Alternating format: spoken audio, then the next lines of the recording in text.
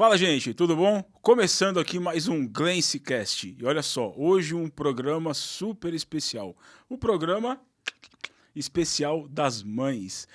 Nós temos aqui hoje uma convidada mega, viu que eu repeti 3 vezes, né? Mega especial. Nada mais, nada menos do que ela, Natália Thieme. Bem-vinda. Oi, gente, prazer. Primeiramente, feliz Dia das Mães. Eu sou a filha da Adriana, a filha mais velha, a primeira que veio para inaugurar tudo. E hoje eu tô aqui para fazer um especial com a minha mãe. Uau, sensacional. Então acho que eu vou até sair e deixar elas aqui, né? Não, fica. Eu fico, né? Fica. E aí, Dri, tudo bem? Oi, tudo bem, Ivan? Bom, Tudo ótimo. hoje é um programa bem diferente, bem especial para mim. Estar desse lado aqui para ouvir a história da minha filha de um outro ângulo, do olhar dela, vai ser bem delicado para mim, né? Obviamente como mãe, mas importante, que eu preciso entender algo, ou ver algumas coisas que talvez eu consiga entender hoje. Então, vamos tocando, Ivan. Maravilha, Me ajude. maravilha, vamos lá. Eu tô aqui numa posição bem bacana, né? Um programa com mãe e filha, eu aqui no meio para fazer essa jogada com elas, vai ser bem legal. Vamos lá, vamos começar. Eu queria que você falasse aqui para nós quem é a Natália. Porque eu vou falar uma coisa para vocês, gente. Como vocês viram, é uma jovem, né? A Natália tem apenas 19 anos, mas vocês vão ver aqui durante o nosso podcast, aqui o GlanceCast, que é uma pessoa muito madura, que fala muito bem, e lá no final alguém vai falar assim, nossa, essa menina não tem 19 anos, falando bem desse jeito. Então fala aqui para nós, quem é a Natália? Bom, para iniciar a conversa, antes de me introduzir, eu gostaria só de fazer um comentário que há muito tempo uma pessoa me disse que durante a sua adolescência você se afasta dos seus pais. E é um período muito importante, porque quando você se afasta do seu pai, da sua mãe, e entende que seu pai e sua mãe é uma pessoa, uma mulher, um homem adulto, Sim. na sua vida adulta, no começo, você sempre tem que sentar cara a cara com seus pais para falar, para conversar, para bater um papo, de adulto para adulto. É um marco na fase de vocês, do relacionamento de vocês, que é fundamental e é por isso que hoje eu tô aqui. Minha mãe não é muito de sair para bar, infelizmente, então a nossa conversa vai ter que ser a base de água e microfone. Legal. Mas é o seguinte, meu nome é Natália Thieme Bando, eu sou filha da Adriana, tenho 19 anos e eu sou filha de pais separados. Sou mestiça, meu pai é japonês, minha mãe é uma mulher branca, nordestina. E Paulista. a minha criação foi muito pautada, baseada nessa experiência cultural que eu tive dos dois lados. E hoje eu tô muito feliz de estar aqui com a minha mãe, porque é um sonho que realizou da parte dela, da minha parte também, que quis ver minha mãe crescer. E eu sei que hoje a minha mãe é um palco principal, assim, para eu me desenvolver como pessoa, me desenvolver como profissional. E é isso que a minha mãe tá fazendo hoje aqui nesse podcast. Legal. Legal. Vamos lá. Eu vou fazer uma pergunta aqui, gente. Mas eu tenho que fazer, tá? Embora eu conheça bem a história, óbvio, né? Nath, você, como o Van falou, e eu já expus aqui o seu nascimento, algumas situações, você nasceu já com pais separados. Não foi aquela história de os pais eram casados, se divorciaram. Não, você já nasceu com os pais separados. Como foi para você ser filha de pais separados? Como era o seu convívio com seu pai, com a sua mãe, em relação à relação dos dois? Bom, a minha história, ela sempre foi muito turbulenta, num quesito nunca foi estável. Eu sempre me mudei muito e estar com pais separados que não tinham uma convivência, porque não era uma convivência ruim, não existia uma convivência. Então, meu pai vinha me buscar, me deixava na porta, minha mãe esperava meu pai sair para ela abrir o portão e me ver. E aí, quando minha mãe me entregar, eu pegava minha mala, saía do portão, fechava o portão e entrava no carro com meu pai. Então, nunca teve um contato entre os dois, nunca teve uma conversa. Então, foi uma coisa muito difícil, assim, na minha infância, na minha adolescência, porque eu não tinha essa referência de família que todo mundo tem. A minha família foi muito minha mãe e minha irmã, minha mãe e minha irmã. Então, eu cresci com essa referência. E estar na casa do meu pai era muito incômodo, porque meu pai tinha um relacionamento estável com a minha madrasta, era uma mulher e um homem que tinham uma família, que tinha uma estrutura. Estar lá era incômodo para mim, porque eu via o reflexo de uma família tradicional que não tinha minha mãe e que, para mim, a minha mãe era referência de tudo. Então, eu vivi a minha vida toda como se eu fosse um personagem, sabe? Um personagem que não tinha uma base, onde o pai e a mãe eram lá a estrutura familiar perfeita. Minha mãe era tudo para mim e o meu pai era uma pessoa que se esforçava muito para ser presente na minha vida. Ele realmente se esforçava, mas eu não queria muito a presença dele. Não porque ele não era um pai bom, mas era porque era desconfortável saber que os amiguinhos da minha escola tinham uma família totalmente diferente da minha, eu me sentia sozinha.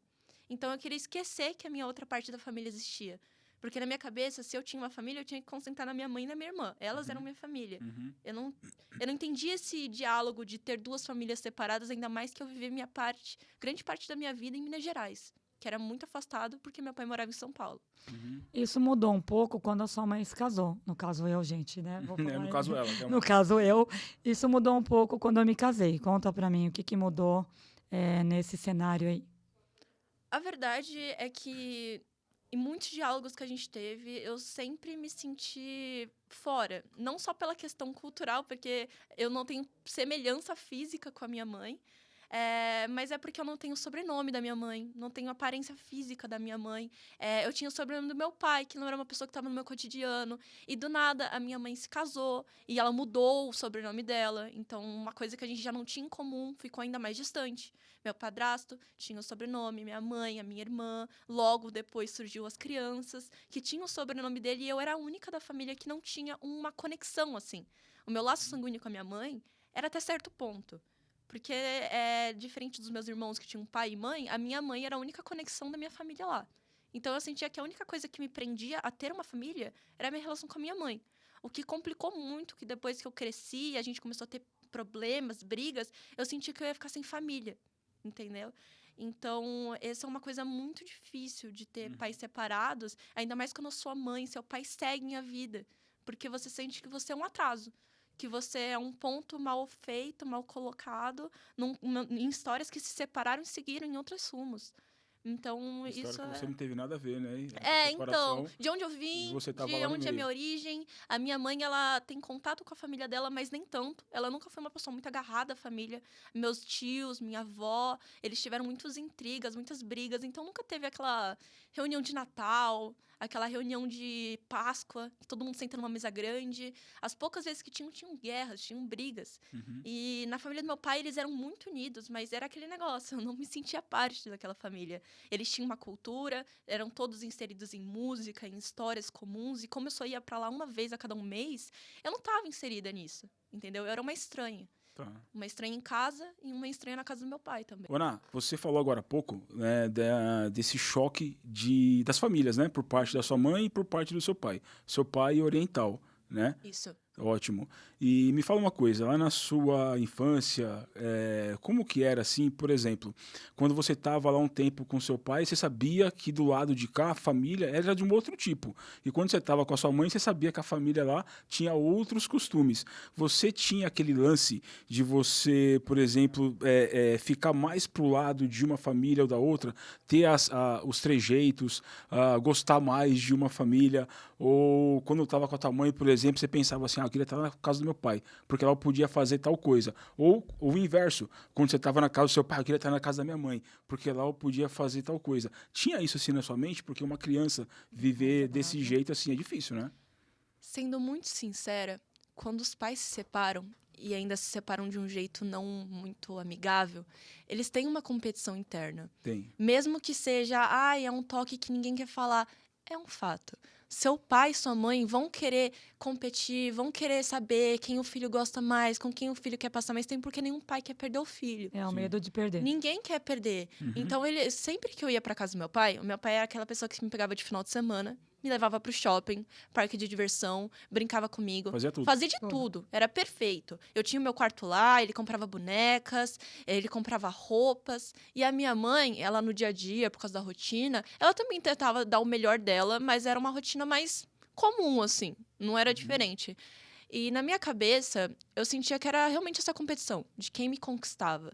E era muito desconfortável saber que eu gostava muito de ir para casa do meu pai, mas eu tinha culpa de porque quando eu ia, eu me divertia, e quando eu voltava para casa, mesmo que de forma inconsciente, a minha mãe sempre falava: não, mas que você não veio passar o Natal com a gente abriu presente. Mas que você não veio passar o Natal com a gente, seu presente estava embaixo da árvore, que eu, o Marcos, né, o meu padrasto, Aham. e a minha irmã, a gente se divertiu, a gente passeou, a gente foi naquele restaurante que você gosta, e eu não tava lá. Então eu sentia, meu Deus do céu, eu não posso ir pra casa do meu pai, senão eu tô perdendo os únicos momentos legais da minha família, sabe? Mesmo seu Porque, pai te dando presentes, sim, tá fazendo tudo pra você. porque de segunda a sexta eu ia pra escola, voltava pra casa, era uma rotina maçante, não tinha contato muito com a minha mãe nem com a minha irmã. Então os finais de semana era o que a gente tinha pra gente. E eu sentia que quando eu ia pra casa do meu pai, eu tava atrasando esses momentos. Que os momentos eram tão chatos e quando era um momento legal, eu não tava presente. Uhum, E aí eu sentia a vontade de voltar pra casa da minha mãe. uhum. Só que se eu pudesse voltar atrás, eu teria curtido mais as experiências que eu tive com a família do meu pai.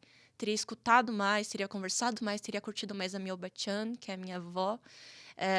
Teria conhecido mais, escutado mais os meus primos falar de música. Uhum. Eu perdi essa conexão. Eu tava Tem tão contato com eles focada. hoje, não? Hoje em dia, sim. Hoje em dia, eu morei com a minha avó, né, por um curto período, e eu tive contato absurdo, tipo, diariamente com essa família, e é uma família muito gostosa. Eu me identifico demais, e eu sentia culpa de me identificar com eles, porque eu pensava, eu já não faço parte da família da minha mãe, né? Aí, se eu for pra casa do meu pai e me identificar com eles, eu vou ter que mudar pra lá, e aí eu vou perder minha mãe, vou perder minha irmã, vou perder meus cachorros, eu não quero perder meu quarto, sabe? Não quero que eu vá pra casa do meu pai viver a rotina lá e aconteça a mesma coisa que acontece com a minha mãe. Indo pro final de semana com essa guerra de conquista, sabe? Tá. Oh, Van, é interessante, só pontuar uma coisa aqui, que quando a gente vive algumas experiências, por exemplo, quando a gente é mãe, a gente consegue analisar, por exemplo, a nossa mãe. Sim. Porque eu também fui criada por pais separados e também vivi um pouco dessa história dela, de ter que ir para casa do meu pai. Eu convivi com meu pai até os 10, 11 anos, quando ele foi embora definitivamente. Tá. Mas a gente também ia para lá e eu passava natais maravilhosos, virada de ano. Então também a gente sentia esse peso da culpa de estar se divertindo na casa do meu pai e chegar em casa ter aquela rotina com a minha mãe. E hoje, engraçado, só pontuando, que hoje eu consigo entendê-la. Né, que ela tinha que ficar com a parte difícil da rotina, que é acordar cedo para mandar para a escola, fazer o almoço, e quando a gente ia para casa do meu pai, a gente só tinha alegrias, porque ele não tinha a responsabilidade dessa semana. Então, eu vejo o quanto a minha mãe foi, a gente falando especial Dia das Mães, vou mandar um abraço, um beijo gigante para ela, que hoje eu entendo de verdade, de coração, o quão é difícil essa missão de ser mãe, o quanto não tem manual, não vem com manual Exato. pronto aqui, ó, que a gente tem que se virar do jeito que dá. Exato. Então, olha, mãe, beijo, te amo. Muito bom. E para o legal do podcast, né, é que conforme as histórias vão se desenvolvendo aqui na mesa, talvez a gente não sabe quem a gente vai atingir, né? Se é uma adolescente, se é uma pessoa mais velha, uma pessoa mais nova, mas um negócio que a gente sabe que a gente vai atingir alguém que talvez já passou, esteja passando por uma situação semelhante, né? Filha de pais separados, né? A família do pai uma cultura, a família da mãe uma outra cultura, e você que está se identificando aí com a história, nós vamos conversar mais com a Nath aqui, você vai ver que talvez se você está passando por algo parecido, não é o fundo do poço. Né, tá aqui a Nath na nossa frente, que tem uma história sensacional, inclusive até de superação, eu diria, né, com a separação dos pais. E você é a primeira filha da Adriana, né? Você é a primeira. Você tem dois irmãos, né, os meninos, os gêmeos, e mais a sua irmã. Mais uma. Mais Tenho uma. 4 irmãos. E mais uma do parte do pai. Por parte Meu do pai pai. tem uma filha. Tá, essa aí eu não sabia. Legal. Mas de todos você é a mais velha. Sou. Tá. E você teve aquele lance, assim, por exemplo, quando nasceram os gêmeos, né? Que são os caçulinhas, né? Quando nasceram gêmeos, obviamente, os pais têm que dar uma atenção maior. Você se sentiu rejeitada de alguma maneira? Da sua mãe tá dando mais atenção para os meninos? Você já tinha o lance da separação. Talvez você já não tinha essa atenção toda que você merecia, talvez. Aí veio depois a tua irmã, a outra irmã, aí os gêmeos. Rolou assim na sua mente, caramba, agora mais uma vez não estão me dando atenção, mais uma vez você deixada de lado, obviamente porque a atenção tinha que ser dos meninos. Passou isso pela sua cabeça? Como que foi? Olha, Van, como eu vivi muito tempo em Minas Gerais com a minha mãe, era só eu, minha mãe e minha irmã, porque o relacionamento da minha mãe, o meu padrasto morava em São Paulo, então ele raramente ia lá, uma vez por mês, igual meu pai. Então eu não tive contato com ele a ponto dele ser um pai pra mim, sabe? Ele era uma pessoa que era pai da minha irmã, que era o marido da minha mãe, só que eu não tinha contato com ele. E uma coisa que pouco se fala é que padrasto não é pai. Exato. Depende. Tem alguns pais que estão na vida de uma pessoa e fazem coisas que um pai faria, mas muitos padrastos não têm esse dever, essa obrigação e não se sentem nesse dever. E foi a mesma coisa, sempre ficou muito claro, o Marcos é o seu padrasto. Ele era o meu padrasto. Legal. E era incômodo sentir que eu não fazia parte daquilo. Porque era incômodo saber, mesmo que pareça egoísta, na cabeça de uma criança, que sua mãe seguiu. Sua mãe seguiu a vida dela, seu pai seguiu a vida dele, e você não seguiu. Você só tá lá, de peteca, pra lá e pra cá. Tu não tem autoridade pra ditar a sua autonomia. própria vida. E quando eu tinha uns 13, 14 anos, a gente se mudou pra São Paulo. Que foi quando a gente começou a ter uma convivência diária com meu padrasto. E sendo muito sincera, por ter crescido numa família de mulheres, eu sou um pouco difícil de temperamento. difícil. Ah, é? Eu sou uma pessoa Esse lado eu não impositiva. Eu respeito quem me respeita. Eu gosto de tratar as pessoas do jeito que as pessoas me tratam. Legal. E como meu padrasto é uma pessoa mais velha, ele tem um costume diferente, um modelo familiar diferente, tinha muita questão do homem provedor. E eu nunca bati de frente com isso. Eu brigava, eu levantava a voz. Ele chegava em casa, trabalhava muito, sustentava, nunca faltou nada. Ele chegava em casa, sentava no sofá, abria o vinho dele, levantava o pé. A minha mãe, a Estela e eu, a gente tinha que limpar a casa, fazer a comida. Se não tivesse comida no prato, ele reclamava. Então, tipo, era uma coisa que eu olhava e eu não admitia aquilo. Porque eu cresci muito autônoma. Minha mãe me criou para ser uma mulher autônoma. E ver aquela situação me enfurecia. Então, eu nunca tive um laço muito forte com meu padrasto. A gente nunca se deu bem nesse sentido. Então, ele não era uma figura paterna e nunca foi na minha vida, apesar de ter uma relevância muito grande na minha vida, sabe? Senti que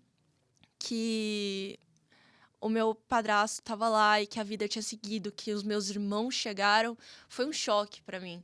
Porque, na época, eu falava pra minha mãe, não quero irmão, eu já tenho a Estela. Não, você escolheu, eu não escolhi.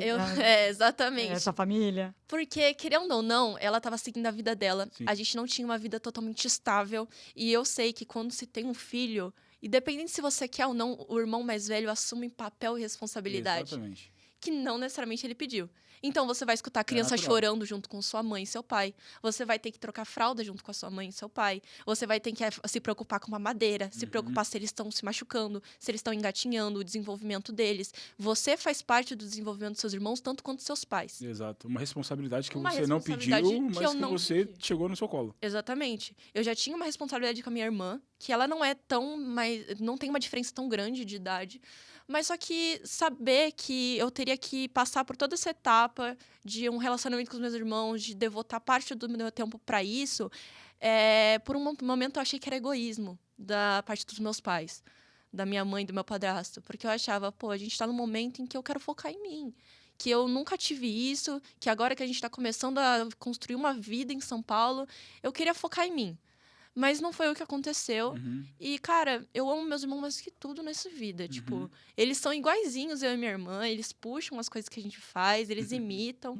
É incrível saber. Mas só que uma coisa que eu queria ter falado na época, eu falei, mas não com a maturidade que eu tenho hoje se você quer ter mais filhos, se você quer se desenvolver como pai e mãe novamente, se preocupe em saber se as pessoas que estão ao seu redor do seu cotidiano vão ser afetadas com isso também e se é uma responsabilidade que elas estão dispostas a ter. Aí, pai e mãe, pega aí, ó. Porque, assim, mesmo que você fale, não, mas filho é meu, eu que vou cuidar, você sabe que não é assim. Vai ter um momento que você vai ter que trabalhar e falar assim, putz, com o que eu vou deixar? Cuida aí pra mim. Ou vai ter momentos que você vai falar assim, putz, eu tenho que fazer comida, alguém dá papinha pras crianças.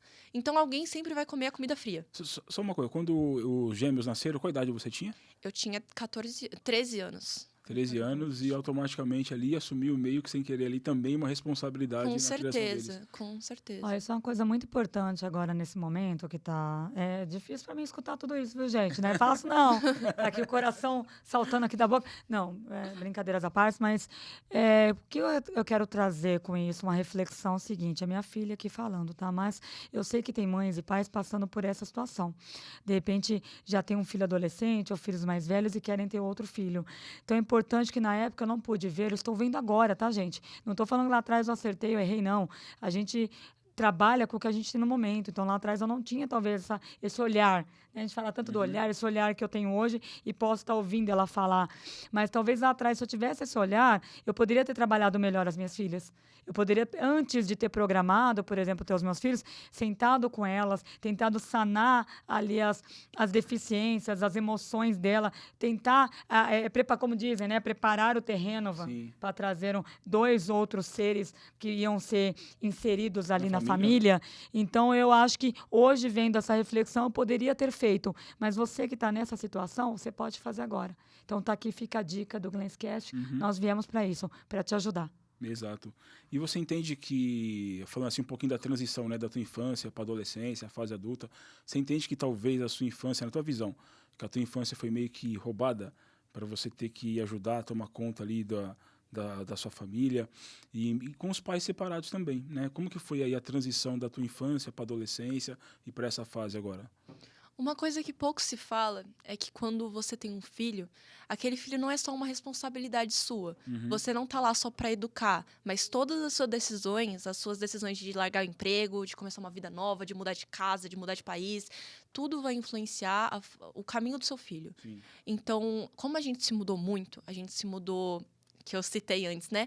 Eu tenho 19 anos agora, mas atualmente eu acho que eu já estudei em mais de 14 instituições de ensino. Uau! Escolas, creches, faculdade. E isso, assim, se você contar, é mais ou menos 1 ano e meio em cada escola. Você mudou quantas vezes? Você falou, mudei muito. Quanto? O que é muito? Olha, eu já mudei, eu acho que de casa umas 7, 8 vezes. De escola, umas 14 vezes. De estado, umas 4 vezes. E sem contar que eu morei também no Canadá. Isso com 19 anos só, Exatamente. tá? 14 escolas e apenas 19 anos de idade, tá? Sim. Não estamos falando com ninguém de 60 anos aqui, não. Eu entendo que quando você é adulto, e agora como adulto eu sei, que você tem que tomar atitudes e você tem que correr atrás dos seus sonhos, o que você acha melhor pra você mesmo, você tem que fazer. Você tem que evoluir como pessoa e isso significa mudar? Talvez, porque querendo ou não, você muda. Independente se você quer ou não, a situação muda. Mas você tem que ver até que ponto a mudança na sua vida vai prejudicar ou vai dar vantagem aos seus filhos. Porque hoje em dia eu tenho uma cabeça muito centrada, mas por muito tempo eu me senti perdida, porque eu não tinha controle. Eu não tinha controle se eu queria ficar ou não na escolinha, eu não tinha controle de manter amigos. Naquela época o celular, a internet não era tão popular, então era assim, vi o amiguinho, fiquei 1 ano com ele, fiquei melhor amiga. No ano seguinte não tava mais. Adeus, tchau, nunca mais vi na minha vida. Você não teve tempo para construir laços de amizade, né? Nunca. E trazer assim, por exemplo, você tem só 19 anos. Então, sei lá, um amigo que você fez com 10, 12, provavelmente era para estar na tua vida ainda. Né? E não, isso não aconteceu com você, né? Não. 14 instituições de ensino diferentes não dá tempo. Não. Eu vou retificar só um pouquinho essas mudanças, que o pessoal fala, caramba, que mãe é essa, né? Que mudou tanto na vida. Peraí, calma que eu vou explicar. Não na íntegra, a gente futuramente eu posso abordar melhor essa situação. Mas eu vou dizer o seguinte, eu vou responder essa pergunta, Van, falando um pouquinho do passado. A gente fala dos vícios, né? Das crenças limitantes, dos traumas lá atrás, só que a gente acaba, sem perceber, a gente acaba criando o mesmo círculo vicioso dos pais, tá? Do DNA. Estou falando porque tudo que aconteceu na minha vida vem baseado muito dos meus pais. Então, eu também mudei muito. Eu mal estava na porta da maternidade para nascer, eu já estava mudando. Então, eu mudei muito. Então, isso acaba virando um círculo, tá, gente? Se a gente não quebra a corrente, a gente vai indo repetindo os mesmos erros dos pais, tá? Então, é bom a gente ficar atento nisso, que eu tive o meu momento de revelação, eu tive a minha mudança de quebrar o ciclo, tá? Então, realmente, tudo isso que ela falou aconteceu, porque eu vivia... Sabe quando não tá bom, Van? Você acha que a mudança é o caminho. Ah, não tá bom aqui? Só que aquela história, né, daquela brincadeirinha, se tá ruim no lugar, você vai para outro, também vai estar ruim. Exatamente. Então, você não consegue fugir. Problemas. Não é o lugar, é você. quê? Isso. Se eu, por exemplo, eu já mudei, não por estar ruim, eu já mudei por estar ótimo, só que eu estou indo para outro lugar melhor ainda. Então, existe também isso. Então, só para retificar, mas vamos tocar agora. Tem uma frase que fala mais ou menos assim, né? Seja o melhor que você puder para você, porque você estará com você até o fim. Exatamente. Então você vai ter que se aguentar até o fim, né? Então seja... Então, não tem como fugir de você. Exatamente isso. E você quer complementar isso daí? Eu ia perguntar do Canadá. Eu queria só Já a gente chega no complementar Canadá. antes. Tá bom. Eu queria só dizer que realmente mudanças me prepararam para hoje ser quem eu sou. E hoje em dia eu sou uma pessoa extremamente adaptável. Qualquer lugar eu tenho presença, eu converso, porque eu não tenho medo de ser julgada, eu não tenho medo de ser excluída, porque eu sei que se algo não tá bom, eu vou mudar. Uhum. Eu vou correr atrás, Isso eu vou te fazer fortaleceu diferente. de alguma forma. Me fortaleceu. Ao mesmo tempo que me trouxe outras questões, Sim. como solidão. Você tá sempre cercado de muitas pessoas novas que querem te conhecer, querem saber quem você é, mas nenhuma vai ficar. Sim. Você vai para uma escola, independente de como você se esforce para as pessoas adorarem você, você só vai ser uma passagem na vida delas. E pode ser que para você seja incrível, mas pode ser para você que seja tipo um terror. Uhum. Porque você não tem uma origem. Exato. Você não tem um berço onde você falou, esse é o lugar que eu pertenço, esse é o meu lar. E o meu lar sempre foi muito eu comigo mesma. Então, onde que eu estava era o meu lar. Porque eu não tinha uma casa fixa. Você aprendeu a construir isso. Sim, eu Você aprendi sabia a que talvez construir. ia ter que mudar. Com E certeza. hoje você mora com a família do teu pai ou com a família da sua mãe? Eu moro sozinha. Você mora sozinha. Moro sozinha. 19 anos morando sozinha. Moro sozinha. Que legal. Mas você faz tudo lá? Cozinha, limpa, faz tudo. Olha, cozinhar tá difícil. É. E limpar é pior. É Mas difícil mesmo, gente. Olha, é muito difícil. é que assim, a gente acostuma. Querendo ou não, dependendo se você passa por problemas psicológicos, etc., você tem que aprender a lidar com isso. Mas você esquece também que os seus pais lavam sua roupa, limpam Aham. sua casa, você só tem que arrumar sua Legal. cama. E como que é isso aí? Porque quando tava na casa da Sim. família da mãe e do pai, você tinha as coisas praticamente prontas ali, né? Não sabe o que é Mais conta ou de água, menos. conta de luz. É que e a hoje minha- em dia você tem essas responsabilidades todas. Sim, é Só que a com minha 19 mãe, anos. ela sempre fez uma coisa com a gente que era mutirão de limpeza. Ah, é? Chegava domingo, independente se você tava cansado, independente se você só queria ficar na cama, tava Baixava a tia chovendo. do balde, né? A minha mãe fazia o seguinte, ela pegava uma mangueira e falava assim, você quintal, você quartos, eu cozinha. E aí a gente ficava alternando, assim, banheiro, quarto, cozinha. Dividir pra conquistar, Então, gente. com uma criança de 7 anos, eu já sabia o que era pato, eu já sabia o que era lustrar móvel, eu já sabia limpar um fogão. E você ficava com que parte? Dos Ah. quartos ou do quintal? A minha mãe tentava não deixar as coisas pra mim, porque eu fazia do jeito dela. Quase zero ela ficava, gente. Uma quase frase zero. que a minha mãe falou muito a minha vida toda pra mim é: você tá lavando a louça? Perfeito. Você quis tomar atitude, lavar a louça pra me deixar feliz? Perfeito. Você não tirou a comida do ralo, você não secou a pia e você não secou a louça. Logo, você não fez. E era assim. Lavava, mas deixava um rastro de destruição na cozinha. Então, uma coisa que Eu eu falava cresci... que isso não ia agregar no trabalho. Ah, bom, gente, é uma dica interessante, porque ela lavava a louça, tudo bonitinho, a mãe lavei. Só que aí ficava o resto de comida na pia, a louça tava lá, a pia toda molhada. Eu falei, Natália, mas a gente acaba não vendo o feito, porque não tá finalizado. E foi isso que eu aprendi a ser muito perfeccionista. Eu não sou uma pessoa muito perfeccionista no sentido, mas depois que eu cresci com essa convivência, sabendo do tipo, não adianta você fazer o mínimo se você quer impressionar. Se você quer impressionar, faça além do que te pediram. Uau. Se você lavou uma louça, seca, limpa a pia e limpa o fogão. Uau, gente. É isso aí. Viu, Van? Como eu digo, a gente sempre pode fazer mais. Mas, gente, cuidado. Ser um pai que ensina isso não significa ser totalmente autoritário e mandar seu filho fazer tudo. Sim. E isso também trouxe reflexos na minha vida. Por quê? Porque eu sou uma pessoa que não consigo terminar as coisas. Eu começo a fazer uma coisa, eu vejo que não tá perfeito, eu falo, eu não vou fazer isso. Tá. Tipo, trabalho de escola, de faculdade. Eu começo a fazer um trabalho. Se começa a ficar ruim, eu vou olhar e falar assim, ou eu reseto isso ou eu não entrego. Mas aí você faz o quê? Você começa de novo e faz? Eu começo tudo de novo. E às vezes isso dá uma pressão nas minhas costas, porque eu sinto que tudo que eu fizer tá imperfeito. E se eu fizer imperfeito, não é o suficiente. Uhum. Então, dosem, sabe? Dosem. Aí eu não sei a quem ela puxou isso, né, Van? É. Tenha Olha pra mim. tem o É, sistema de a gente não tem recompensa. A gente não tem ideia disso aí. E me fala uma coisa, você teve uma fase também no Canadá. Ó, gente, tudo isso com 19 anos só, tá? Calma, tem mais. Me fala aí, com quanto tempo você foi pro Canadá? Por que você foi pro Canadá? O que você fez no Canadá? Como que foi a sua passagem lá pelo Canadá? Que lugar você ficou lá? Como que foi? A verdade é que eu tinha que... O meu destino principal era Nova Zelândia.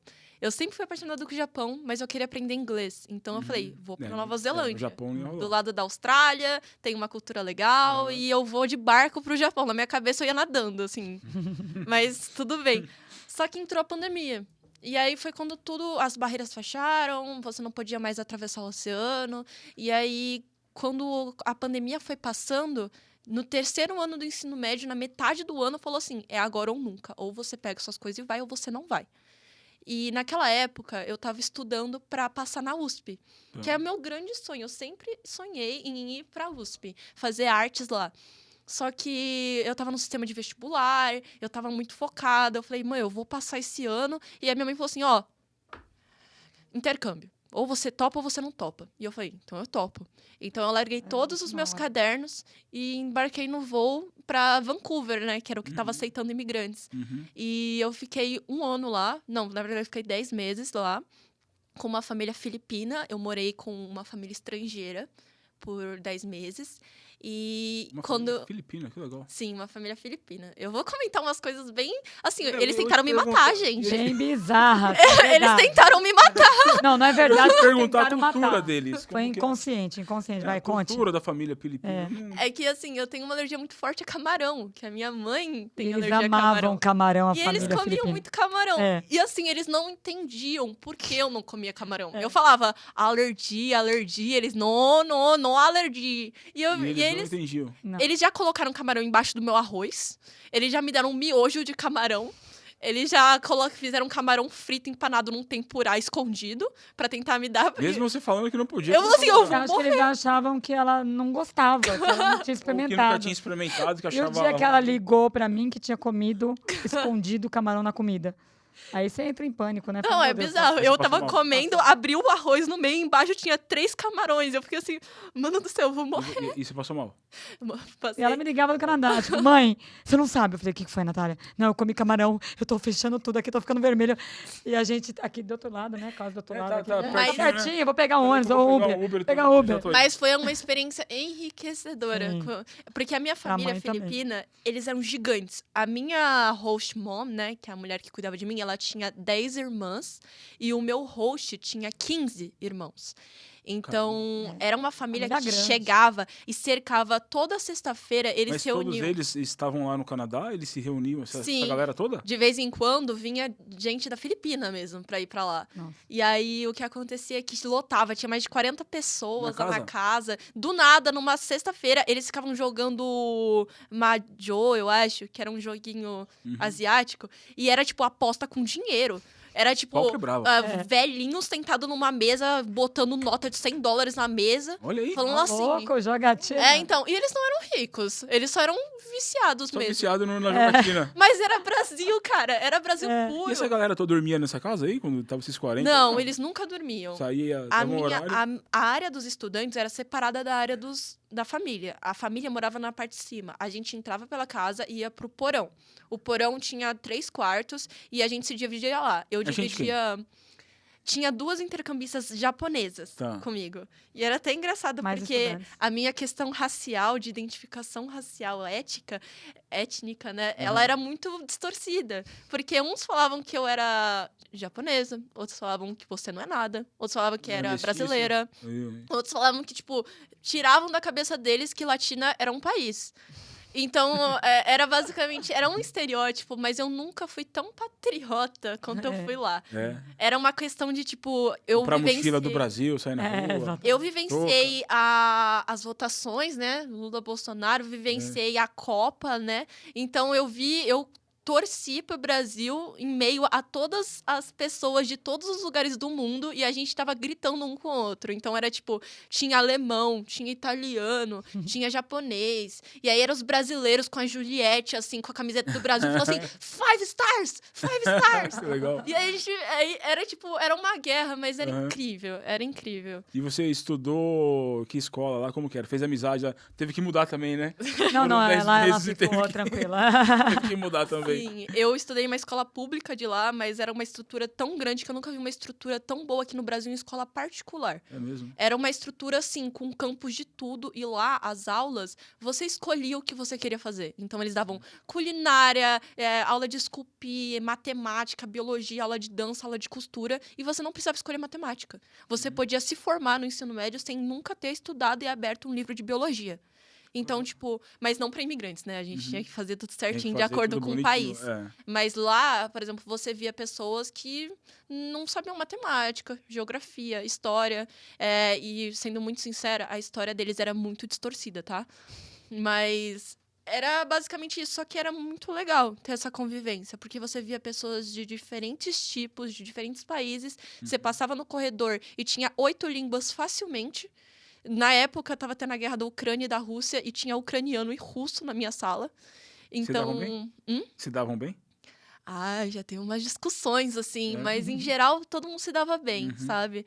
Era muito legal. Eu tinha um professor indiano que ele era apaixonado pela cultura brasileira. Que legal. Toda aula a gente levantava e fazia just dance com músicas de funk para os gringos aprenderem um pouco de desenvolvimento de cintura, né? Que lá é difícil.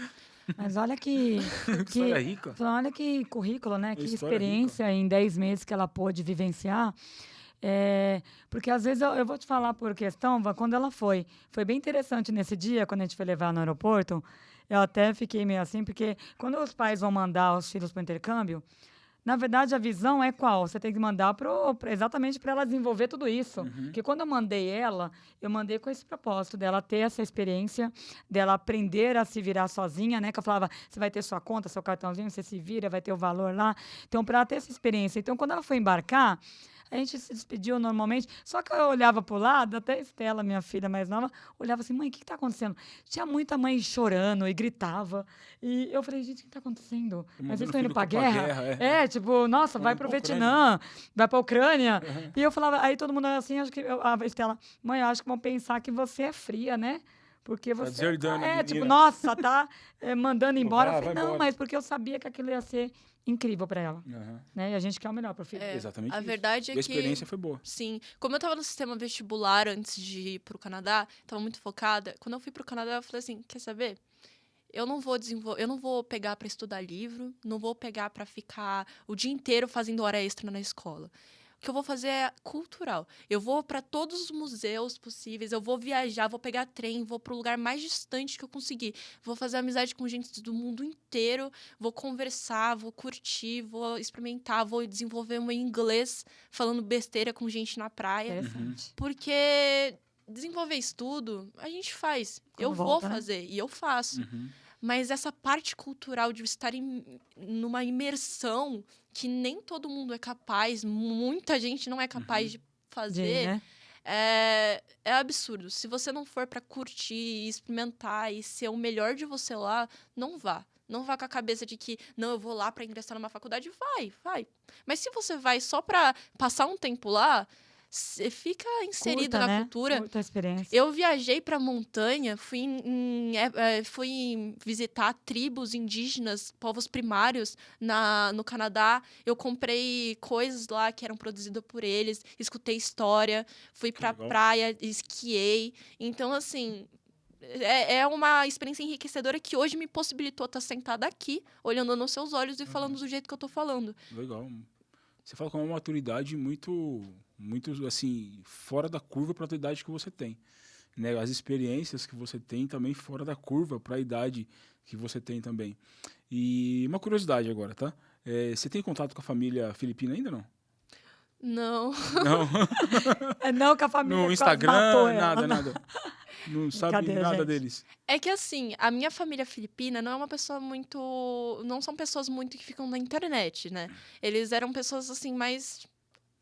Como posso dizer? Conservadores nesse sentido. Porque eles tinham uma vibe muito Brasil. Eles sentavam pra tomar cerveja, conversava, fazia Carteado, churrasco. valendo dinheiro. O churrasco deles era horrível, Mas eles por também é sinal. uma família muito rotativa, né? Porque recebem muito Eles intercambistas, recebem né? intercambista de 6 então em tá 6 acostumado. meses, um em um Entendi. ano. E eles fazem isso há mais de 30 anos. Então, Tá. imagina. Então, tipo, manter contato pra eles não é uma coisa muito difícil. vantajosa. Porque você vai ficar falando com diversas pessoas, etc. Mas eram pessoas assim... Eu passei mal naquele dia que ela me envenenou com um camarão. Tá bolada com a E ela me levou no médico. Na verdade, não, ela me levou numa clínica. Mas, assim, ela tentou, sabe? Ela dava remédio. Às vezes, quando eu tava com cólica, ela, tipo, me dava Era remédio. uma senhora de idade? Era uma senhora. Tadinha. Ela e o marido dela, e ela tinha 2 filhos, e tinha um cachorro, o Leo. Esse cachorro, ele parecia uma pessoa. Ele tinha lugar pra sentar na sala, ele tinha uma cadeira pra sentar na mesa. Ele, tipo, ele era tratado como ser vivo, assim, ser humano. Ser vivo ele era. Engraçado, Mas né, como gente? ser humano. Aham. E isso todos os cachorros da família. Então, às vezes, os outros familiares vinham, traziam o cachorro deles pra fazer uma reunião com os cachorros pra eles cachorros? matarem saudade um do outro. Caraca. Bonitinho, falar, bonitinho. pô, parece Eu falava, um Nath, Brasil. quem é esse daí que tá no sofá aí? Quem é esse parente aí? Ele parecia uma pessoa. Ele sentava do seu lado, você fazia carinho nele. Se ele não tava na vontade, ele lascava uma mordida no seu dedo. Mas só que assim, quando ele tava na vontade, ele era o cachorro mais querido Era do o cachorro mundo. do mundo. Sim. E aí, quando acabou esse período, você volta pro Brasil, você volta pra onde? Você vai pra tua casa, eu sei que você mora sozinho, já tinha sua casa, apartamento, foi morar com seu pai, com a sua mãe, como que foi? Então, a minha volta foi muito conturbada. Porque a minha ideia, quando eu tava lá, foi... Não, eu vou ficar. Vou ficar no Vancouver e Você tal. queria ficar? Mas aí eu pensei bem e eu falei, meu... Eu amo Vancouver, eu amo as pessoas, eu amo a experiência, mas a experiência tem que acabar. Aqui eu vim com um propósito. Vim com o propósito de me divertir, aprender a cultura, entender que o mundo é maior, mas agora tá na hora de voltar e ter uma coisa séria. Uhum, Então eu voltei pro Brasil e naquela época, que nem eu falei antes, eu queria muito entrar na USP. uhum. Mas com o conhecimento que eu tava na época, como eu fiquei 1 ano praticamente sem estudar, eu falei, eu não vou passar. Então, eu apliquei para o vestibular da Belas Artes, né? Que é uma faculdade muito conceituada de design gráfico, de artes. E eu fiz design gráfico por 4 meses, esses 4 meses desse ano. Tá. Só que, sabe aquele sentimento de a minha vida tá ok, tá boa, tá estabilizada, mas não é o que o meu coração tá pedindo, sabe? Não é o que tá me fazendo pulsar, não é o que eu quero. Então, recentemente, bem recente mesmo, semana retrasada, Alguns dias, tá? eu olhei pra mim e falei assim, ó, é o seguinte, muito obrigada por ter pagado minha faculdade, muito obrigada por ter me incentivado, mas não é o que eu quero. Eu quero ir pra USP, sempre quis ir pra USP, e agora eu vou fazer cursinho, eu vou estudar e eu vou passar esse ano mesmo na faculdade pra não perder tempo. E eu tô agora no cursinho poliedro, e eu vou começar a estudar a partir da semana que vem, na verdade, e eu vou passar. Eu botei Certeza na que minha sim? cabeça. Pra USP. Eu vou passar. Uhum. Porque não faz sentido não passar. Então, Não é que eu falo pra ela, não é uma opção. Não passar. Uhum. Não é opção. não porque a minha vida vai acabar. Já Não, que, é. não, exatamente. Já que é um sonho Sim, seu, nada exatamente. mais justo. Você é uma jovem, nada mais justo que você ir atrás dos seus sonhos e objetivos. Se a USP tá na tua frente agora, vai pra USP mesmo. Né? E você Sim. quer prestar, tá fazendo cursinho pra qual área? Eu vou fazer artes visuais na USP e eu vou fazer design gráfico. Então, eu quero estar intercalando nessas 2 áreas de atuação. Eu quero desenvolver um autoportfólio, uma técnica exclusiva minha, para poder depois desenvolver isso digitalmente e poder avançar nesse mercado. Uhum. Eu tenho uma filosofia de vida muito forte, que para mim que é basicamente, eu quero viver tudo que eu puder viver antes de morrer. Porque eu vou morrer, isso é um fato, é uma Vai demorar certeza. bastante. Né? Não sei. Vai. Mas assim, Tô vai. Certeza. Tô profetizando aqui, vai demorar. Beleza. Óbvio, Mas é um fato. profetizou já. Vai morrer. Tá fora. E você pode decidir que caminho, que coisa você quer trilhar, o que Sim. você quer pra sua vida Sim. nesse período. Uhum. Eu posso desenvolver e querer conquistar o mundo e ter um puta portfólio profissional, ser uma pessoa grande numa empresa grande ou ser dono de uma empresa e tá tudo bem. Só que pra mim não é isso. O que eu quero é o fato de nascer, crescer, ir pra faculdade, virar adulto, desenvolver, montar uma família, se aposentar, são experiências incríveis que só o ser humano tem. E eu quero viver tudo isso. Então, por exemplo, a minha faculdade, eu fui Uau. para Belas Artes e eu me senti muito estranha lá. Porque não tinha trote, não tinha interação com veterano, não era uma faculdade. Não Era Na uma USP tem- na USP empresa. tem isso. A USP é a maior experiência Tá louca universitária por que você vai trote, ter. né? Exatamente. É, que É um trote, óbvio, gente. Eu vou é pra óbvio. cabeça. Quando eu tiver 40 anos, eu vou poder falar, passei um trote. meu trote da Pintaram faculdade. na minha cabeça meu cabelo de azul. Não, eu saí rolando no mato em papel higiênico. Eu preciso disso. Eu preciso ter essa experiência. Só falando aqui, quando eu disse pra ela aqui, Ivan, quando eu falei, olha, não passar não é uma opção, Por quê, gente? Porque quando você tem um sonho, eu falei pra ela quando ela veio me falar que ela ia sair da Belas Artes, você imagina pra mãe, né? Tá tudo certo, tranquilo, estabilizado, zona de conforto, né? Já tô pagando, ela tá lá. Quando ela falou, mãe, eu não quero. Quero mudar tudo, quero voltar pra trás, quero começar com o cursinho. Eu disse pra ela o seguinte, Natália, você realmente tem que seguir o seu coração, porque a gente só vive uma vez. E outra coisa, ela fala, eu vou ver, eu tenho certeza que eu consigo passar. Eu falei, não, você não consegue, você vai passar. Por quê? Porque quando a gente tem um sonho, a gente tem que se estruturar para ele. Exato. Não é assim, eu vou fazer o poliedro, o cursinho, vou ver se eu vou passar. É você fazer, você estudar, você se preparar, você se estruturar, você faz a prova, você passou. Exato. É isso. É isso, é uma sequência. Então, cumprindo ali a sequência, você está bem, você alcança os seus objetivos. Assim como ela tem as metas dela agora. Eu quero passar todas as fases. Isso é lindo. Eu ouvi isso que o ser humano tem que querer passar. Não pode, Ivan, estacionar e falar, tô bem. Não Não passei, fiz nada, tudo bem, não casei, tá bom, não tive É. filho também, tá bom. Uhum. Então tem um sonho, quer? Eu conheço mulheres que falam, eu queria ter sido mãe, mas o que te impede? Não, acho que agora não dá. Por que não dá? Eu fui mãe com 38 anos. Tem amigas que é mãe com 40. Então, nunca é tarde para alcançar os seus objetivos. Exatamente isso. E você tem que ir com base no que você acha que é viver. Você não pode pensar, pô, tá bom, eu quero viver todas as etapas de acordo com o consenso. Uhum. Não é o consenso que vai te trazer felicidade, até porque quando você estiver numa cama de hospital morrendo, não é o consenso que vai te trazer paz. É sentir que você fez o que você tinha que fazer quando Sim. você Quais sentiu o foram suas desejo de experiências? fazer. Uhum. Ô, Van, vamos entrar no assunto aí delicado para a Polêmico. mãe, né? Polêmico. Relacionamento, vai. Fala você, Eita, toca aí, Van, uau. que para mim é difícil, vai. Vamos lá. Tá preparado aí? Tipo, você namora? Tô Você preparada. namora? Mãe, Você Sua namora? vamos. sua mãe que mandou, hein? Você namora? Sua mãe e minha chefe, ela que mandou. Nada, ela gosta mais do meu namorado que eu. Ah, é?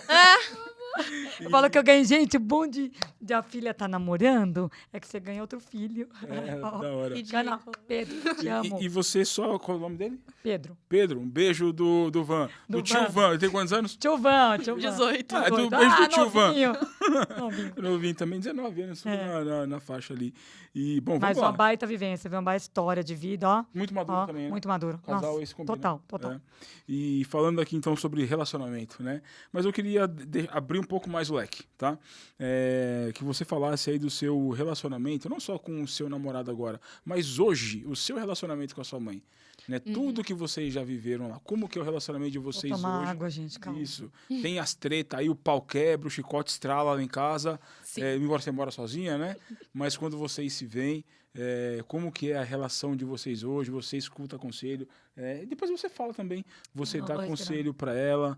E depois você fala também do seu namorado, enfim. Assim, por muito tempo, por não me identificar na família e etc., teve um momento da minha vida que eu me afastei muito da minha mãe. Do tipo, a gente não falava, a gente não conversava, a nossa interação era literalmente briga, grito e bater porta, sabe? Uhum. Nunca foi uma relação assim muito... Eu nunca escutava o que ela dizia, ela não queria escutar o que eu dizia.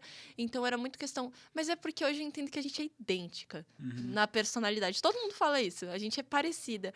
Porque eu fui o maior desafio da minha mãe, no sentido que eu nunca fui uma pessoa que só escutou o que ela disse e baixei a cabeça. Quando eu sentia que algo não estava errado, quando eu sentia que, tipo, não estava sendo Você tem muita personalidade. autêntica, eu olhava pra mim e falava assim, não. Aí minha mãe ficava maluca. Ai, que não sei o quê. Eu, não. E a gente brigava. E até hoje é um pouco assim. Mas só que eu nunca desrespeitei a minha mãe.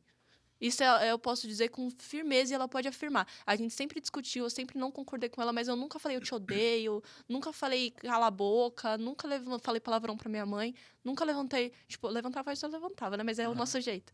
Mas, fala tipo, alto. eu nunca desrespeitei minha mãe porque eu respeito muito ela.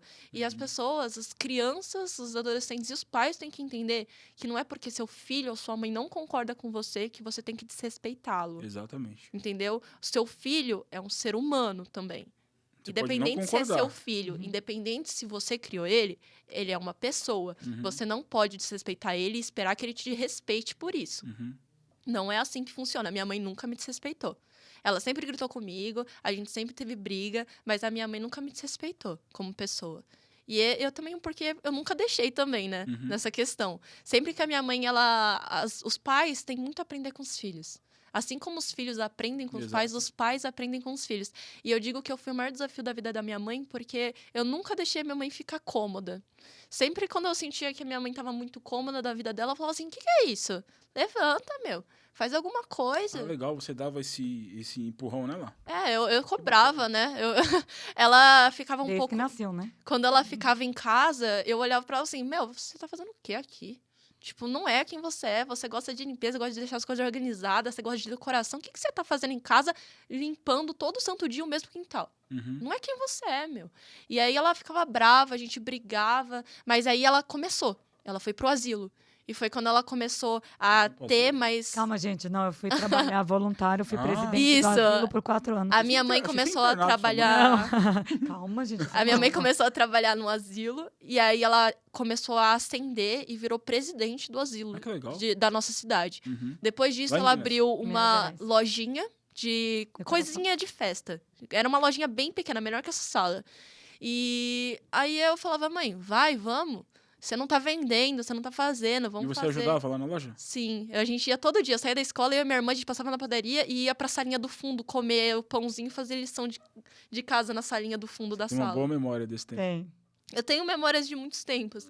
E aí eu lembro que ela falou, não, tá bom. Ela foi lá e pediu investimento com meu padrasto e eles montaram um salão de festa de 4 andares em Minas Gerais, com boliche, com decoração. E quando a minha mãe precisava de alguém para ajudar, eu tava lá, chegava da escola, ia pra lá, colocava o meu aventalzinho e ia servir lá enquanto as pessoas estavam jogando boliche, eu tava lá Você tinha quantos anos? servindo. Eu tinha 11, 12. Eu ia lá, colocava o aventalzinho e aí a minha mãe, vai lá pegar uma cerveja pra ele. Eu ia lá e pegava e colocava na mesa. Não, que a bola do boliche entupiu. Eu ia lá, me enfiava dentro do buraco pra desentupir a bola. Eu sempre estive lá. Em todas as etapas dela. Apesar de muitas vezes estar sendo obrigada, né? Mas eu acho que ninguém faz nada obrigado. Você tava lá, você queria Se também. você tava lá, você queria também. Tá nela, gente. Ela fala obrigada, mas o ajudar, que ela foi muito monitora de criança no salão também. Ela ajudava nas festas infantil. Mas eu falo do ajudar, sempre teve no sangue dela. De ajudar, ela nunca percebeu. Tanto que essa história vai vir à tona aí com o Instituto daqui a pouco. Sim, vamos Ela vai falar um pouquinho da Glense. Só para eu fazer um parêntese meu aqui, uma observação minha. Tô tendo muito mais contato com você. A Adriana é o tipo de mulher que ela não tem aquele negócio assim. Será que dá para fazer? Será que se a gente... Não tem isso. Vamos lá, faz e acabou. Deu errado, tá tudo certo. A gente busca um outro meio para fazer isso. Ou seja, ela é uma pessoa de muita personalidade. E a gente conversando aqui com a Natália também, a gente percebe que também é uma jovem, né, de muita personalidade também. E eu estava reparando agora em você, né, eu gosto muito de reparar as expressões, quando você contou desse lance aí de eu saía da escola com a minha irmã, passava na padaria, pegava o pão e ia lá no fundo do comer. Né, você falou assim com um brilho no olhar, um sorrisinho aqui no rosto, ou seja, você tem boas lembranças dessa época também. Natália, fala aqui uma coisa, nesse período aí, você fala mais jovem, tá difícil, né, porque eu tenho só 19 anos, né? Você é um pouquinho mais nova, quando vocês moravam lá em Minas, lá, por exemplo, né?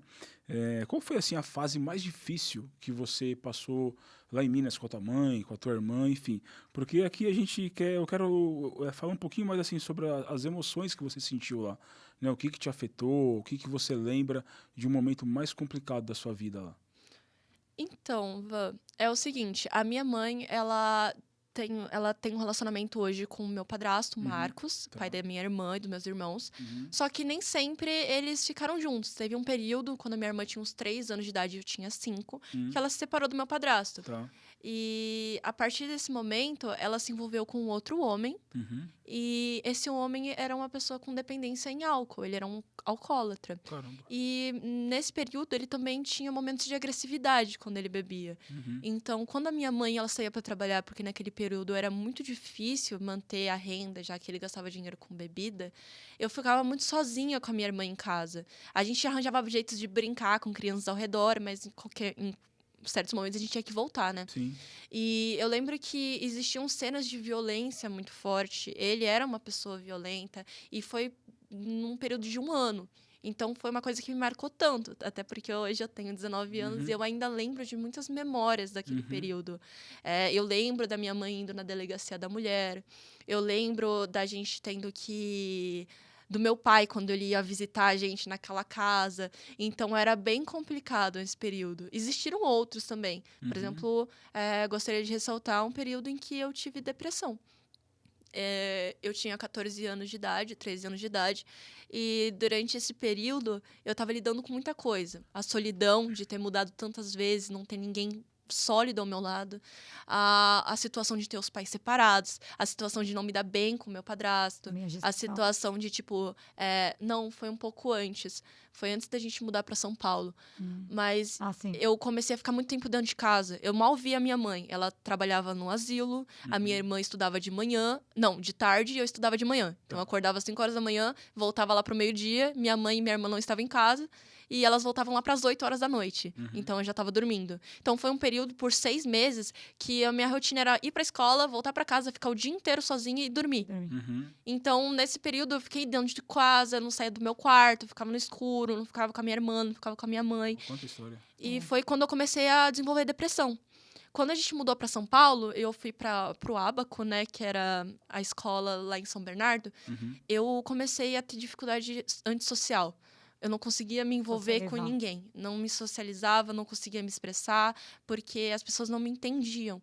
E era muito difícil ser uma criança, né? 14 anos, 13 anos é uma criança com depressão. Porque você não sabe lidar com o que você está sentindo. Você não sabe a palavra depressão. Exato. Então, eu comecei a me automutilar naquela época. Ah, é? Eu tive um período de automutilação que durou uns 3 anos, na verdade. Caramba. E foi mais uma expressão. Eu lembro de uma conversa que eu tive muito forte com a minha mãe, que era: sabe por que você se corta? Eu já estive no seu lugar. Porque você quer chamar atenção. Mas não era porque eu queria chamar a atenção do tipo, olhem pra mim, eu me corto. Mas era porque eu tinha tantas dores dentro de mim Tava gritando. que eu não sabia como mostrar. Eu tentava mostrar isso pra minha mãe, mas resultava em briga, porque ela não conseguia entender o que uma criança estava passando por aquilo. Ela não conseguia entender como uma mente de uma criança conseguia ter tantos graus de profundidade sobre isso. Então, era impossível ela me entender naquela época. E eu não me entendia. Então, eu precisava materializar aquilo fisicamente. Tá. Eu precisava mostrar que a confusão que estava na minha cabeça era tão séria que provocava dores físicas, marcas físicas. E a partir desse momento foi quando tudo mudou. Eu fiquei com esses problemas até o meu 9º ano, e foi quando eu comecei a causar. Eu saía, mentia, Deu trabalho? brigava. Eu Foi dei um uma trabalhinho. fase muito difícil, muito dura. Para a mãe, que nem ela contando esse episódio, quando eu descobri dessa automutilação, ela começou a andar muito vestida, sabe? Às vezes estava aquele calor, Fechada, aquele blusa, calor calça. danado, ela com blusa. Natália, por que está esse calor, menina? Você de blusa e a gente nem passa pela cabeça que pode estar passando alguma coisa assim. Ela era muito fechada. Só que aí eu achava, bom, vou deixar ela no espaço. Tá vendo, pessoal? Ela não é intencional, mas a gente pensava, vou deixar ela no canto dela, né? Não vou mexer com ela, talvez ela tá passando uma fase. E esse dia foi quando eu falei, não, você tem que tirar essa blusa, tá muito calor. Que eu fui tirar, assim, ajudar ela a tirar a blusa, eu vi os cortes profundos, tudo. E para mim foi muito chocante na época, né? A gente não sabe o que fazer. Aí você começa a entrar num desespero, porque eu não entendia por que ela estava fazendo aqui. Se era para se punir, ou se era para me punir, ou eu não conseguia entender ali. A gente passou por essa fase, conseguimos nos estruturar. Eu tive que... Ela trocou de escola novamente. Foi onde, na verdade, eu tirei ela da escola, porque a escola me chamou, pedindo para mim tomar algumas providências, de procurar um psiquiatra para ela ser medicada. Eles queriam um relatório mensal, porque para a escola poderia ser uma possível suicídio. Olha o grau de gravidade. Então, eles não poderiam manter ela lá, a não ser com relatório médico. Eu falei, olha, eu não vou fazer isso. Eu não vou dopar minha filha, eu não acho que esse é o caminho, eu vou pedir ajuda de uma única pessoa que pode me ajudar nesse momento, que é Deus. Foi ali que eu busquei Deus. Legal. E falei, ele vai ajudar minha filha, eu não quero dopar ela, ele não pode anestesiar minha filha nesse sentido, eu não vou anestesiá-la nesse sentido, que eu quero que ela viva, que eu quero que ela sinta, então ele vai ajudar ela e a mim. Então eu troquei ela de escola, foi aí que as coisas começaram a mudar, né? Sim, eu queria dar um complemento. Passar por essa situação sendo tão nova, adolescente, e que é muito comum, porque na minha época, quando isso acontecia, muita gente da minha idade também fazia. Então, eu ficava pensando... na época que a minha mãe tomou essa decisão de não me colocar no psicólogo, sendo que eu tinha pedido participar de consultas, terapias. Ela não me colocou por razões dela. Eu não entendi ela, odiei ela, briguei com ela, a gente não se falava. Pra mim, ela tava querendo comandar a minha vida, mesmo quando eu tava falando pra ela que eu queria tomar Queria minhas ajuda. próximas atitudes, sabe? Do tipo, do jeito que tava, não tava dando certo, logo a gente tem que mudar, não você me mudar, sabe? Só que eu fiquei muito frustrada. Eu não sei se foi a melhor decisão, mas querendo ou não, isso me possibilitou conhecer o meu namorado. E eu sei que parece besta falar isso, mas antes de meu namorado, ele foi o meu melhor amigo e uma das pessoas mais importantes da minha vida na época. Legal, olha só, como eu falei agora há pouco, né, a gente não sabe quem a gente vai atingir aqui no podcast, né? Talvez agora tenha alguns pais assistindo que ouvindo a tua história já foi lá na sala buscar o filho, ou lá no quarto, ó, senta aqui, escuta essa menina falar. Certamente isso está acontecendo em algum lar aí no Brasil. E você falou agora há pouco, você teve uma crise de depressão, você teve um momento depressivo na sua vida, você falou agora há pouco também aí alguma questão alimentar, com ansiedade, e certamente tem jovens assistindo aqui o podcast que está passando a mesma coisa que você passou, né? E para essas pessoas que estão assistindo aqui, Natália, o que você poderia dizer? O que te fez sair dessa situação? O apoio familiar foi importante para você, sim ou não? E o que você poderia dizer para esses jovens que passam por situações semelhantes que você passou? Como sair disso? Bom, a primeira coisa que eu falo é não se supera a depressão. Ela sempre vai te acompanhar. A partir do momento que você desenvolve esse transtorno, esse problema, ele vai sempre te acompanhar. Vai ter momentos em que ele vai estar muito forte. Vai ter momentos que você nem vai sentir ele. Mas de acordo com o que você se coloca na vida, se você se coloca em momentos e dificuldades, ela volta. Porque ela tá em você. Sabe? Então, não tem como você fugir, não tem como você passar por cima disso. O que você pode aprender é, ok, eu começo a ter sintomas, eu começo a ter problemas quando eu me coloco numa situação com amizades abusivas, com pessoas que tentam me controlar, com pessoas que tentam me limitar. Então, você tem o poder de decidir quem está do seu lado, sabe? Então, a partir do momento que você tem uma doença e você sabe que ela pode te destruir, você tem que se cercar de pessoas que não vão te causar isso, sabe? Então, a depressão, ela não tem uma fórmula. Eu não posso chegar em você e falar, ó, é só tomar tal remédio, é só fazer tal coisa. É só você se conhecer. Eu acho que o autoconhecimento é a chave. A partir do momento que eu enfrentei momentos difíceis na minha vida e eu percebi que eu tenho o controle de reagir a eles da forma que eu me identifico, eu comecei a gostar mais de mim mesma. E quando a depressão ela vem, bate na minha porta e fala, você não vai levantar da cama hoje, eu penso, beleza, eu vou ficar mais 40 minutos na cama, vou escutar uma música que eu gosto, vou tomar um banho gelado, vou lavar meu cabelo, vou comer uma coisa gostosa e aí eu saio de casa. Entendeu? Tipo, quando você começa a gostar de si mesmo a depressão não tem controle sobre você. E sobre a ansiedade, que é uma coisa que eu tô passando agora, eu tenho muito problema com ela em situações de estresse, quando eu sinto que eu não tenho controle. Porque, como eu citei antes, eu sou uma pessoa muito perfeccionista. Tá. Então, quando eu sinto que tem muita coisa para fazer e eu não consigo fazer com perfeição, eu entro num estado de surto psicológico. Então, aquilo me dá problemas a ponto de atacar meu estômago, a forma que eu vejo, como eu converso com as pessoas, eu me afasto, eu fico mais chonha. Mas é porque a ansiedade me prejudica. A partir do momento que eu entendi que eu me colocar em situações que me deixam estressada, me colocar assim, em situações em que eu assumo muita responsabilidade, que eu não consigo suprir as minhas expectativas sobre mim mesma, eu vou ter uma crise. Então, pega coisa por coisa. Faz coisa por coisa. Faz o que você consegue, faz o melhor que você pode. Entendeu? Com o tempo você vai pegando mais coisas e você vai conseguir desenvolver mais essa capacidade. Isso é muito interessante, Ivan, porque o podcast da Glency é exatamente isso, né? A gente traz histórias, porém a gente analisa o quê? As emoções. Exatamente. Né? Então, ela falando tudo isso, a gente pode analisar da seguinte forma. É engraçado que ela tem 19 anos, ela conseguiu chegar, gente, nesse entendimento. Qual que é o entendimento? Que você não pode fugir da dor, você não pode fugir do medo, você não pode fugir de uma depressão. Por que não? Porque são sentimentos que estão ali presentes na sua rotina, Exato. que em algum momento alguma coisa vai te deixar triste. Algum momento alguma coisa vai te dar ansiedade. Algum momento alguma coisa vai te deixar com medo. Então, na verdade, é entender o que está acontecendo naquele momento e tentar trabalhar aquele momento. Ou se livrar dele, né? Ou se afastar. Né?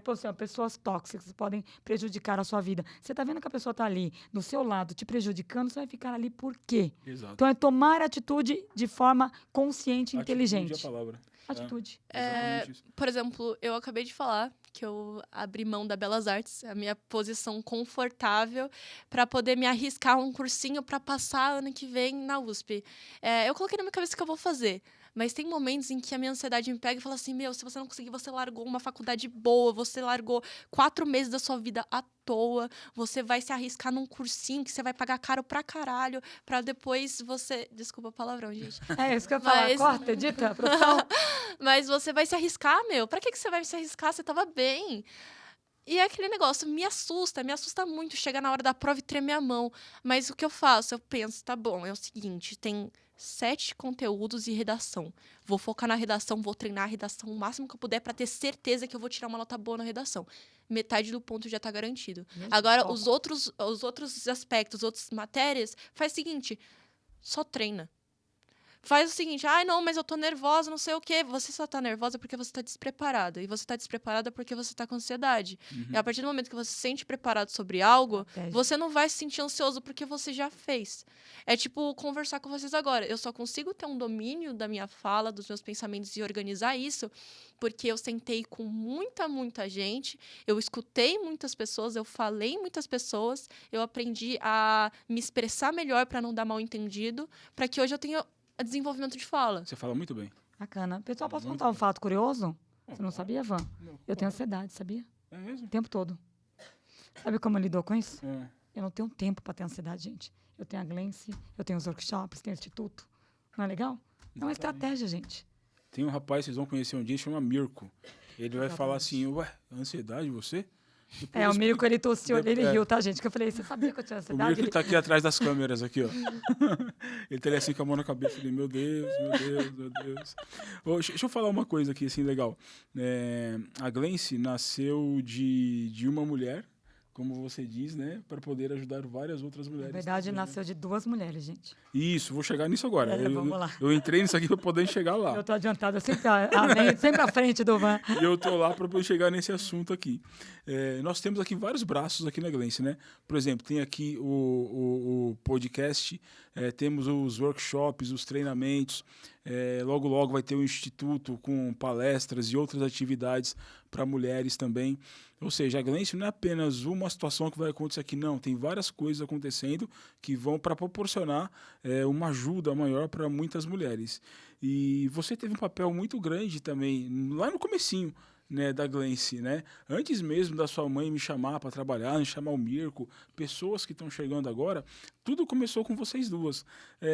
Queria que você falasse aqui para a gente também, Natália, como que foi quando a sua mãe chegou para você com essa ideia, né? Que eu não sei se já era grandiosa como é hoje, né? O que ela falou, filha, eu tô pensando em fazer um instituto, isso, aquilo, outro, porque eu sei que você colaborou muito, tem muito do seu dedo aqui no que a gente faz, né? Então, como que foi esse processo de uma menina, mais uma vez, 19 anos, que já passou por tudo isso, também ajudar na construção da empresa? Só colocando, Van, que eu cheguei com um olho, só com um olho, um desenho de um olho e sem nome. É mesmo? É para ela. Chegou assim com papel, eu tô pensando em eu fazer quero isso. este olho, aí o Glency, só falando aqui, pessoal, surgiu dela, tá? O Glency. Não sabia. Exatamente. Parabéns. Aqui, a criadora da marca Glency é ela. Eu cheguei com um olho e falei, Natália, me ajuda com este olho. Aí ela vai contar. O desenho de um olho. E aí, o que você fez? Você está inserida nas artes. É que assim, as pessoas acham que ideias geniais surgem no meio da noite no banho. Não é. A verdade é que o Instituto nunca foi uma ideia, assim, surgiu depois. A ideia principal era marca, era workshop e consultoria. Na verdade, nem workshop, era consultoria. A minha mãe, ela sempre quis ajudar pessoas, tanto que ela foi presidente do asilo, né? E o meu padrasto é um grande empresário, sempre investiu muito em causas sociais, orfanato, status e etc. Ele sempre falou, não adianta você ter dinheiro, não adianta você conquistar coisas se você não ajuda ninguém. Que legal. Isso Top.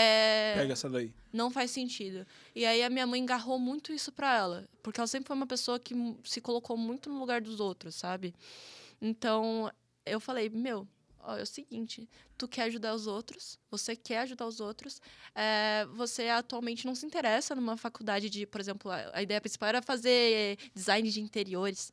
Falei, você não se interessa na faculdade de design de interiores, você quer ajudar as pessoas, e o que você tem pra oferecer? Só voz. E aí foi quando tudo começou. Eu falei pra ela, ó, você quer falar? Por que você não baixa o Instagram? Minha mãe, não, Instagram? Nunca tive, Não, gente. as pessoas vão ficar olhando pra mim, elas vão stalkear a minha vida. Eu falei assim... Né, Miro, que eu não consigo fazer vídeo, gente. A minha mãe, ela ficava tipo, eu não quero ser conhecida, eu não quero que ninguém me veja, não sei o quê.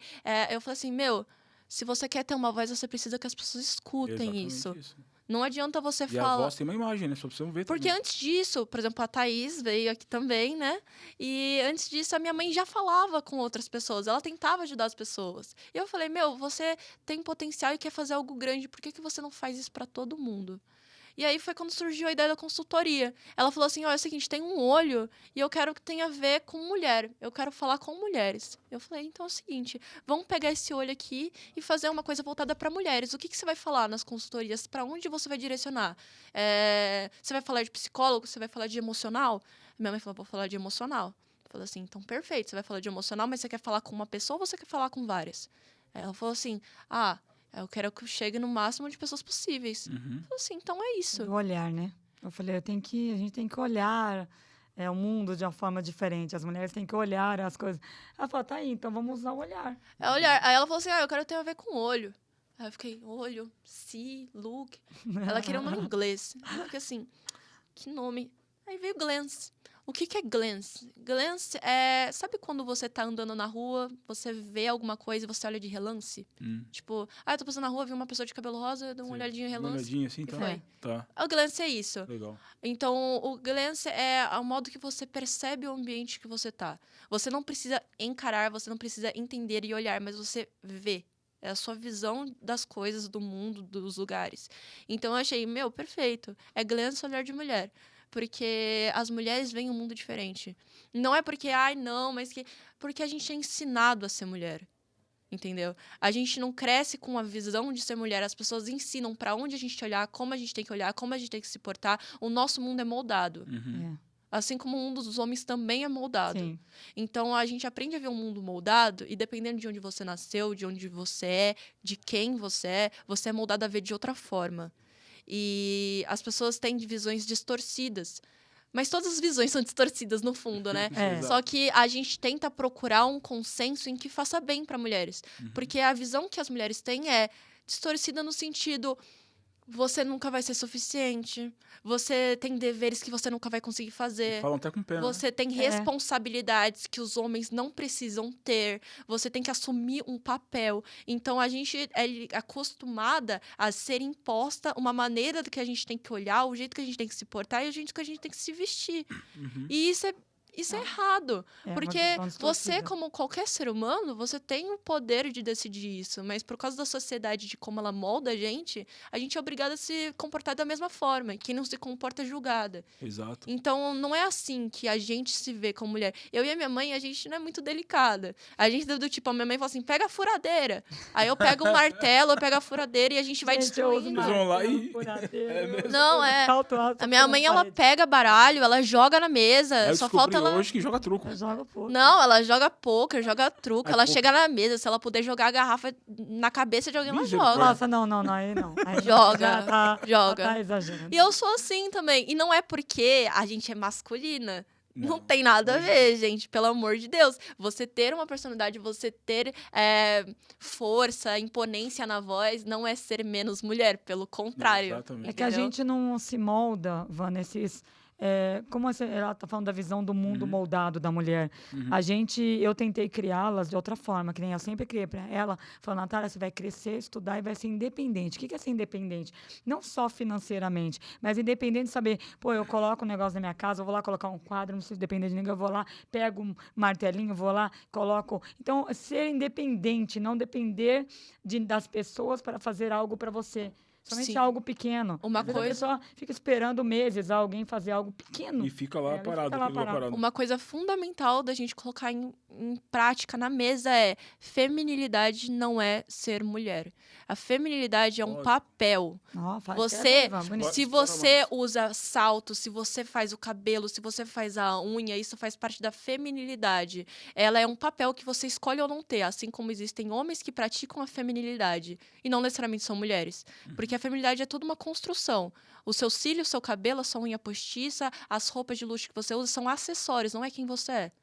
Uau, Quem você é o jeito que você se porta. 19 anos. E o jeito de mulher, o que é ser mulher numa sociedade, nada mais nada menos é do que ser um ser autônomo, assim como qualquer outro. Se você quer ser uma mulher e se intitular mulher, não criança, não menina, você vira uma pessoa autônoma, aprende a pensar consigo mesma e aprende a executar o que você quer. Uhum. A feminilidade é um acessório que você pode ou não usar. Não depende Ela de disso. ser mulher é uma escolha, por exemplo, você pode encontrar, eu conheço diversas mulheres no nosso ramo assim, de uhum. consultoria, tem mulheres de 40, 50 anos que são meninas, Exatamente. né? Não são mulheres. Não tem a maturidade. Não tem a maturidade que ela tem. Eu conheço pessoas que eu atendo de 40, 50 anos que não tem Até a voz, maturidade. né? Voz Até de- a voz, voz ela de se menininha. coloca lá, tipo, eu sou a vítima, menininha. Não se tem a coragem de levantar e se colocar como mulher perante o mundo. É. Interessante. Um lance legal que a Adriana falou, né?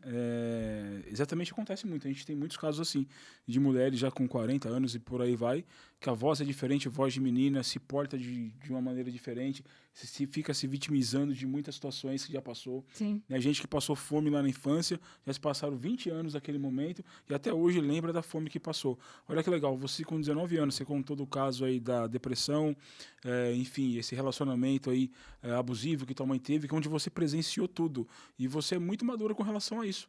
Né? Coisa do passado, já mudou de faculdade. Tem gente que tem medo de entrar na faculdade. Exatamente. Você já entrou, Não já saiu, consegue tá escolher um buscando já curso. uma outra, já indo na USP. Pô, parabéns por isso, tá? Peraí, antes da gente continuar, um pause aqui. Ó, a gente já tá com 1h30 praticamente já, né, de podcast. Vamos finalizando? Vamos finalizar? Eu acho, Tá. assim, acho que eu falei Tem demais. alguma coisa que você não... Acho legal você fazer agora Tem uma alguma coisa que pergunta você pra quer ela. falar que a gente não falou? Nada em mente. Não, já A vamos gente finalizar a abordou bastante parte tema. agora. Você quer fazer alguma pergunta pra ela? Eu acho que não, deixa eu dar uma palhinha. Vamos só entrar também. Também você participou muito da criação do Instituto, só do Instituto, vamos colocar em pausa o Instituto e finalizar. Gente, No Instituto ela falou, que ela, dos lances que ela... Não falou quando eu não, do perguntei? Instituto... Eu ainda não falei do instituto, Não, a eu gente só falou falei da Glenn. marca. Então, Tá. toca aí o tape, vai lá. Tá. Pergunta pra você que eu Tá. perguntei muito já. Ai, Foi. perguntou muito. É. Vamos lá? Nath, eu falei pro Van aqui da Glense, que você participou de todo o processo, mas não só da Glense, né? Que logo depois as coisas foram acontecendo tão rápido. Gente, a Glense nasceu em janeiro deste ano, com uma ideia. Passou-se o ano novo, de repente começou-se a surgir a ideia da Glense na minha mente e a gente foi trabalhando ali todo final de semana, vendo o que ia fazer. Então, a gente está no mês de abril agora, então, se eu for analisar, a Glense acabou de nascer. E logo em seguida já veio um turbilhão de ideias. Eu brinco que os projetos começaram a surgir, cair na minha mesa, workshop aí, né, Van? 4/5, exatamente. Metamorfose Experience. 30/6, começa também o Metamorfose. E logo em sequência também, ó, 18 de maio, a gente vai cortar a faixa do Instituto. Instituto Glense, você também participou. A logo do Instituto, na verdade, você criou. Belíssima. Então, você é uma menina de 19 anos, entrando nesse trabalho voluntário também, lá no Instituto. O que você tem a dizer do Instituto? Como você vê? Bom, a ideia principal, como eu mencionei antes, né, era só consultoria. Depois virou um workshop. E aí a gente foi desenvolvendo o workshop, 3 unidades, né, que nem ela falou. E aí, quando a gente estava confortável, eu olhei para ela e falei assim, mas nem todo mundo tem dinheiro para pagar o workshop. E aí foi a minha mãe que falou, então vamos fazer o seguinte, a gente pode pegar voluntária... Usar a Glense para manter o instituto, né? Que a gente estava pensando em criar. Então, eu falei, o instituto é o seguinte, nada mais, nada menos é que uma etapa da vida de mulheres que já não partem de um andar em que a gente está. Você mesmo sabe, você não nasceu rica, você não nasceu de berço de ouro, você vivenciou muitas coisas difíceis durante a sua vida, relacionamentos abusivos, lares instáveis, problemas com relação, e você sabe que o lugar que você nasce te molda para o mundo. Sim. E muitas pessoas são moldadas a se sentirem forma pequenas. errada, né? Muitas mulheres são moldadas, além de toda a pressão estética, social, a serem pequenas. Porque ser grande, no mundo onde os homens nascem para ser grandes, é desafiar eles. E muitos homens não querem. Desafiar a sociedade, né? Exatamente, desafiar os homens, a sociedade, tudo que foi ensinado. É ver o mundo de outro jeito. E muitas mulheres não têm acesso a isso. Então, a partir do momento em que você fala, olha, o que eu posso fazer por elas não é sair na rua falando, gente, mudem sua vida. Não. Ninguém, É trazer a história, ninguém né? vai mudar. O que a gente pode fazer é abrir um lugar para falar, ó, é o seguinte, tá cansada? Olha aqui, vê outra perspectiva, vê um vislumbre do que você quer e do que você pode ser, porque você merece e você pode. Então, a partir do momento que você olha para si mesmo e fala, ó, não é o que eu quero, não é o que eu mereço mais. Você vai entrar num lugar onde uma mulher vai falar, é o seguinte, você foi acostumado a vida toda a ter um olhar sobre uma situação, agora você vai ter outro olhar. E é a partir disso que a gente teve a ideia de fazer o Instituto da Glance, que vai ter consultoria para ajudar mulheres a se profissionalizar tanto de emprego, tanto de autoimagem, tanto em questões de tipo relacionamento, gravidez, maternidade, porque a gente não é ninguém para explicar como uma pessoa deve viver. Exato. Mas a gente é alguém para poder falar, você pode viver outra coisa, entendeu? Então, a ideia que sempre surgiu com a minha mãe a minha mãe só mudou a vida dela a partir do momento que ela colocou na cabeça que ela queria. Assim como eu só deixei de ficar no quarto, ter problemas de socialização, quando eu olhei para mim e falei assim, não é isso que eu quero, tá me matando.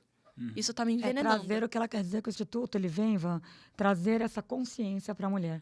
Para ela chegar a essa consciência que a vida dela não está boa, que ela precisa mudar. Né? Que ela quer mudar. Então, ela tem que ter esse primeiro passo, tá?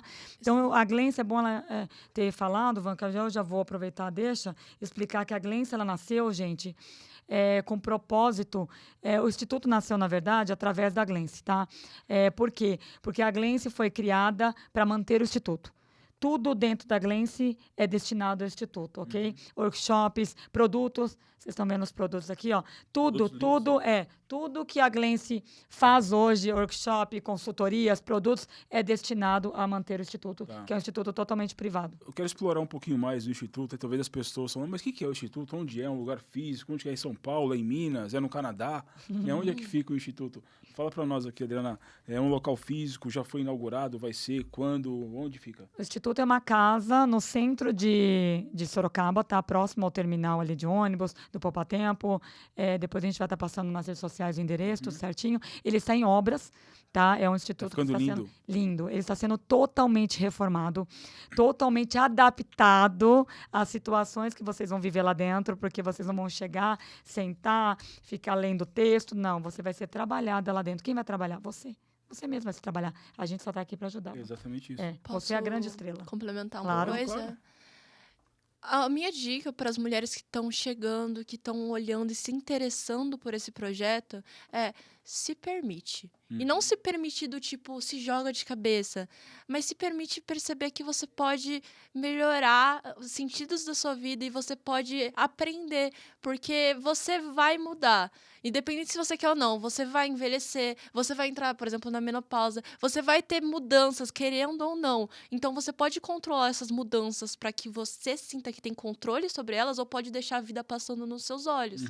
E é isso que a gente está fazendo. Ninguém vai chegar em você e falar, tá com depressão, tá com ansiedade, faz isso.